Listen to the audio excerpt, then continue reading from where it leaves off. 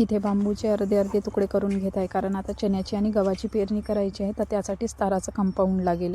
आणि मी मेथीचं बी टाकून घेत आहे. एक वाफा तयार करून घेतलेला आहे मी, आणि त्यामध्येच आता मेथीचं बी पण टाकून घेत आहे. त्यानंतर एक झेंडूचा वाळलेला हार आणलेला होता, याचं पण एक बी टाकून घ्यायचं आहे आणि त्याचे पण झाडं तयार करायचे आहे. बांधावरती गुलाबाचं झाड आहे, खूप सारे झाडं आहे. त्यापैकीच एका झाडाला आणि खूप साऱ्या कळ्या आणि फुलं पण लागलेली आहे. आणि हे मुळा आहे, खूप छान लागलेला आहे. आणि मिरचीला बघू शकता, खूप साऱ्या मिरच्या आलेल्या आहे. सुरुवातीला वाटलं पाऊस खूप झाला होता तर मिरचीचे रोप वाया जाईल, पण नाही, आता व्यवस्थित झालं, कारण त्याला खत पण दिलं होतं म्हणून. त्यानंतर मग शेपूचं बी टाकलेलं होतं मी, तर शेपूचं पण बी छान निघालं. धन्याचं बी निघायचं आहे, त्याला वेळ लागेल.